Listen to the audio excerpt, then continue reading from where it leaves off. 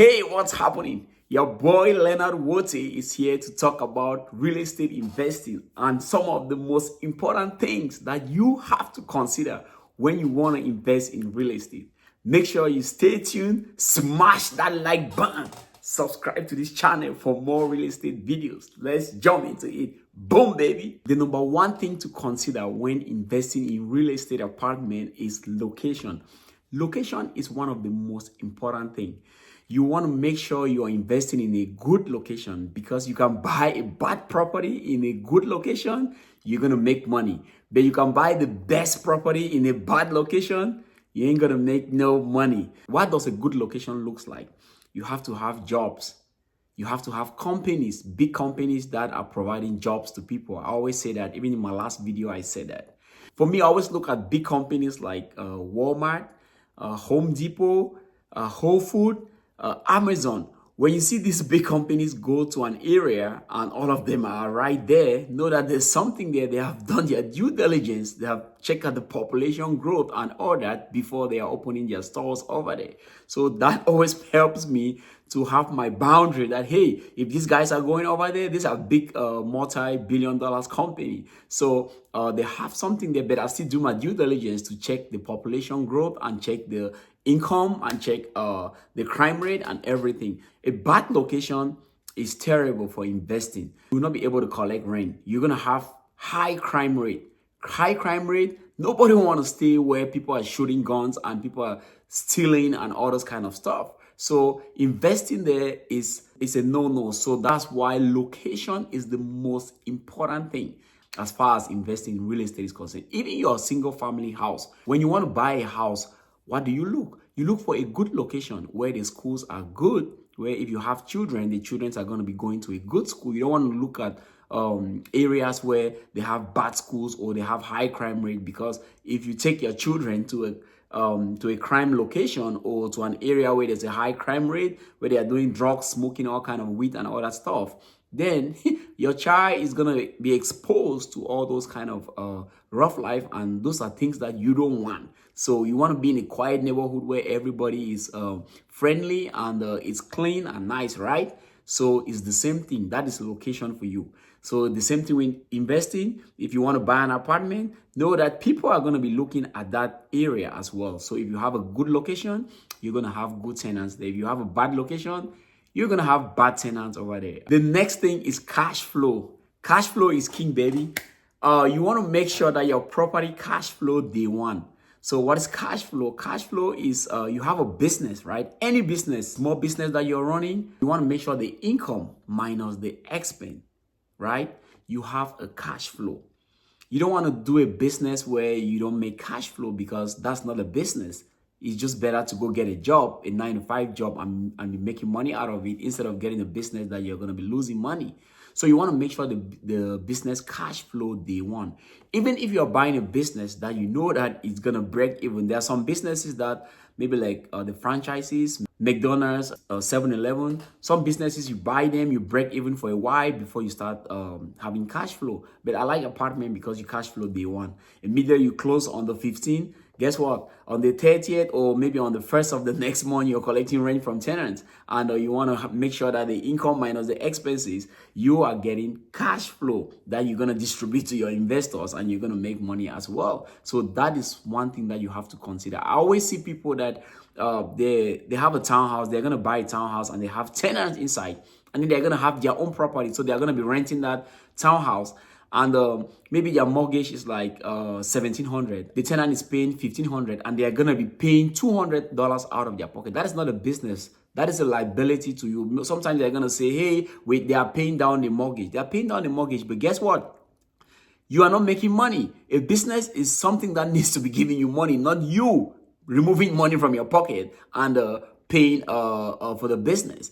So if you're paying $200 every month, multiply that by 12 and multiply that by 5 years. And not only that, you're going to have other expenses like taxes, insurance, and they're gonna be maintenance. If the HVAC broke, guess what? You're gonna spend 5K so to fix that. So that is gonna be a liability to you. So don't go and buy a single family house or a townhouse or something like that, and then you're saying that, hey, I'm gonna cover the rent because the tenant is just 200. 200 is not just $200. That is a lot of money. Do the multiplication, then you will know that it's a lot of money. People always make that mistake. It is not correct. If you cannot cash flow, if the tenant's rent cannot pay your mortgage, and when I say mortgage, it includes principal, taxes, everything. If you cannot pay your mortgage and then you make cash flow out of it, maybe $200, $300, $400, or $500, then sell it. That is not a business. Yeah, that's not a business. Look for something that's going to give you money. That is my own opinion.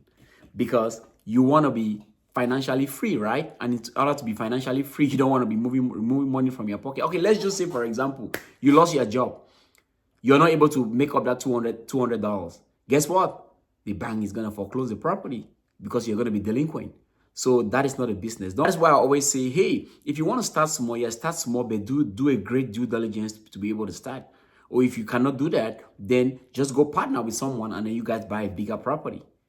That is my point as far as cash flow is concerned, because I've had a lot of people that they say, hey, I'm just going to pay $200, $100. No, don't do it. If the tenant are not able to cover the mortgage and everything, sell the property. Another point is that the property needs to be lender friendly. When you go put money in the bank, the lenders take those money and they want to lend it because they're going to take your money, your savings, and they're going to give you 0.0000 something percent, and they're going to lend it to guys like us that want to buy an apartment, and they're going to charge like 6%.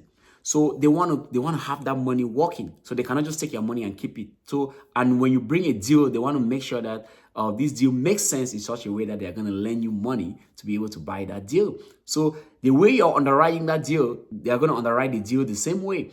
So if you underwrite that deal in such a way that the income minus the expenses, and then you're going to get cash flow, then the lender is going to look at it and say, oh yeah, this guy knows what he's doing. Look at the income, look at the expenses, and then he's still making money. This is a business, so we are going to put money inside. But like I said earlier, if the income minus the expenses, like you that is having only $1,500 and then your mortgage is $1,700, the lender is going to be like, hell no, because you are not making money. So we are not even sure that you're going to be able to pay the mortgage because you are $200 less than what the tenant is paying. So your deal have to be lender friendly. When it's lender friendly, guess what? They're going to give you money. They are always there to lend money. So people always say, hey, wait, they're going to get money to buy. Lenders are there. Banks are there. Agencies are there to lend you money. They don't want to have the money. They want to lend it to a business. But you have to bring a good business that they'll be able to underwrite that business and make sure that they are going to make money out of the business. You're going to make money out of the business as well, because they are taking people's money and they need to give interest to people. How is the bank able to generate money to pay those people? It's from the money that you save, and they take it and lend it to businesses or people that are doing businesses, and they collect the interest and they remove their own part, do their payroll, and they give you 0.0 something, even nothing out of it. You have to get a deal that is lender friendly. If you're planning to scale, you want to have a property that supports property management. So what is a property management? A property management is a company that you buy your property and then you give it to them to manage it for you. They talk to the tenants, they do all the stuff that they need to do. You don't have to do anything. So you just manage the manager once in a while, that you guys have a meeting, maybe a month or 2 times a month, or maybe once a week. Sometimes when you have a single family house, just maybe 1 or 2 houses, it's very expensive to have a property manager because they're going to be charging like 10% of the rent. So sometimes people just manage it because it's just 1 tenant, 2 tenants, and they have to collect their rents and send maintenance guy to go do maintenance. But when you have big properties like ones that we are doing, apartment complexes, you have 50, 60, 100, 200 tenants. You cannot manage it. You have to have a property manager that's going to manage it, because the income from the property will be able to pay the property manager. So that's part of the expenses. If you want to scale, you want to look for a property that a property manager can manage. So property needs to be able to be big enough that produces income that will be able to pay the property manager, the property management company, and the expenses, taxes, insurance, and everything. And then you still have cash flow that you're going to distribute it to your investors, that you raise capital to buy the deal, and then you're still going to make money. So property management is very, very important. But when you start with smaller deals, you can always manage them by yourself. And when you have a property manager, the property manager is working based on the market. So they are increasing rent. When they need to increase rent, they increase rent. But if you have one tenant, for example, let's go back to the tenant that I was giving as an example, where the rent is 1,500 and the mortgage is 1,700. You might be afraid to increase that rent to 1,700 because you have only one tenant. So you're afraid that if you increase that rent to 1,700, you're gonna lose that tenant. And if you lose that tenant, then you'll be the one to pay the mortgage for maybe 1 or 2 months before you get a new tenant. So when you have it with a property manager, the property manager do their thing, and that's why I always like bigger property, maybe at least 16 units, because if you lost one tenant, it doesn't matter. If you lost 5, it doesn't matter. Sometimes you're at 50%. That's why you also have to underwrite a deal where if you're at 50%, the 50% can still cover the mortgage.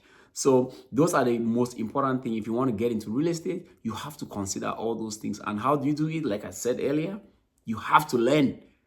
Learning is the most important thing. If you don't know what you're doing, you don't know. There's this sentence that people always make. If you don't know, you don't know. You don't know what you don't know. So don't try to do stuff that you don't know nothing about it. So those are the points that you have to consider as far as investing in real estate. Investing in real estate is not that easy. People always think that it's easy to close big deals. There's a lot of stuff going on there. That's why some people just say, you know what, I'm just gonna invest. I'm just gonna give you the money, go get the deal, do all that stuff. I'll just put my money there so that my money can be working for me. And they just sit back. They don't do anything. They don't talk to any tenants. They don't do any management. They don't talk to any bank. They don't talk to any property manager. They just keep getting cash flow every quarter or every month, and their money keeps working for them. And they just keep doing their thing. Maybe they might be doing their other businesses, or they are doing their W-2 or something like that. Those are the things that you have to consider as far as investing in real estate. Make sure you hit that notification bell. Subscribe to this channel for more real estate. If you have any question, put it on the comment section. If you want me to talk on anything as far as real estate is concerned, investing in multi-family apartment, put it on the comment. I'll make a video for you for free. Let's go, baby. Boom.